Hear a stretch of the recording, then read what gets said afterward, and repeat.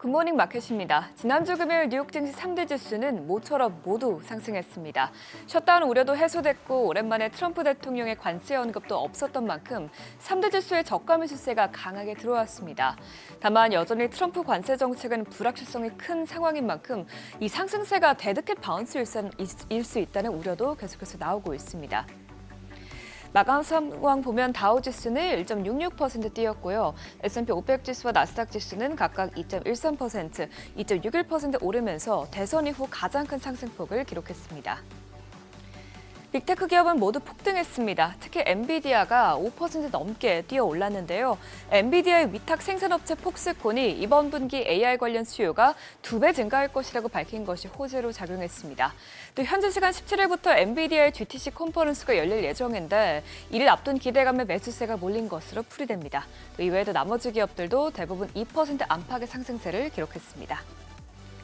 시총 6위부터도 보면 그동안 급락세를 보였던 메타와 테슬라 모두 3%가량 올랐고요. 나머지 기업들도 모두 상승으로 마감했습니다.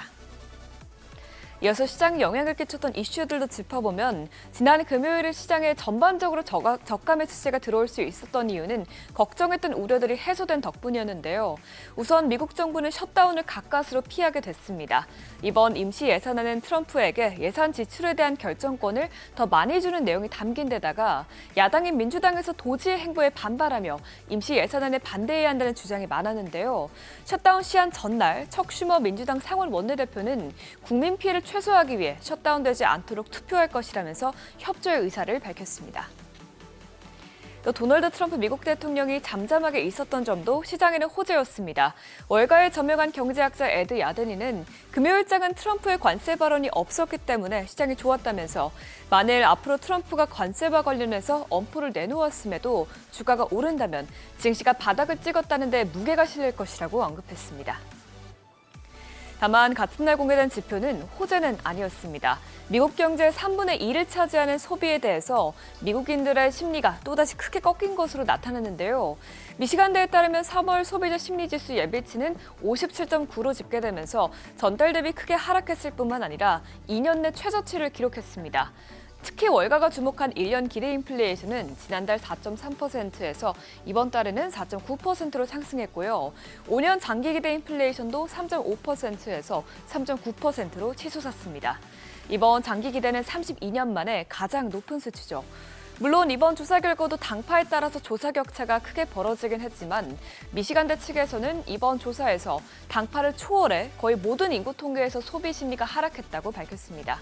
하지만 뉴욕 증시가 단기간에 너무 과매도됐던 만큼 투자자들은 이 같은 지표를 크게 신경 쓰진 않았습니다.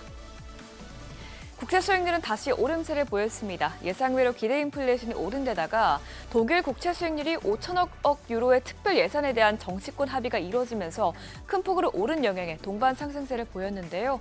10년물 국채 수익률은 0.04%포인트, 2년물 국채 수익률은 0.07%포인트 뛰었습니다. 국제유가도 상승했습니다. 미국이 러시아와 이란에 대해 에너지 제재를 강화한 데다가 러시아가 휴전안에 미온적으로 나오면서 유가에 영향을 미쳤는데 WTI와 브렌트유는 각각 배럴당 67달러, 70달러 선에서 마감됐습니다. 마지막으로 이번 주에 주목할 이슈들도 살펴보겠습니다. 이번 주의 가장 핵심 일정은 18일부터 19일까지 열릴 3월 FOMC입니다. 눈여겨봐야 할 것은 새롭게 나올 경제 전망 요약과 점도표인데요.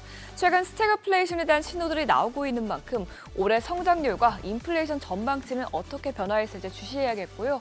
또 점도표를 통해서 금리나 회수의 변화가 있는지도 체크해봐야겠습니다. 그 외에 주시할 만한 지표는 2월 소매 판매 지표인데요. 지난 1월에 소매 판매가 계절적 요인과 LA 화재 등의 이유로 큰 폭으로 감소한 것으로 나타난 가운데 2월 지표는 반등할 수 있을지 주목됩니다. 만일 이번에도 하락세가 이어진다면 소비자들이 실제로 지출을 크게 줄이고 있는 것으로 해석될 수 있어 유의해야겠습니다. 또 마지막으로 주목해볼 만한 기업 이슈로는 엔비디아 GTC 컨퍼런스가 있습니다. 오늘부터 21일까지 엔비디아 연례 기술 컨퍼런스가 열릴 예정인데 이번 컨퍼런스에서 젠슨 CEO는 블랙웰의 업그레이드 버전인 블랙웰 울트라와 루빈에 대한 새로운 소식을 공개할 것으로 기대되고 있습니다. 이렇게 굵직한 이벤트들 속에서 이번 주 뉴욕 증시가 주말 반등을 이어나갈 수 있을지 지켜보시죠. 굿모닝 마켓이었습니다.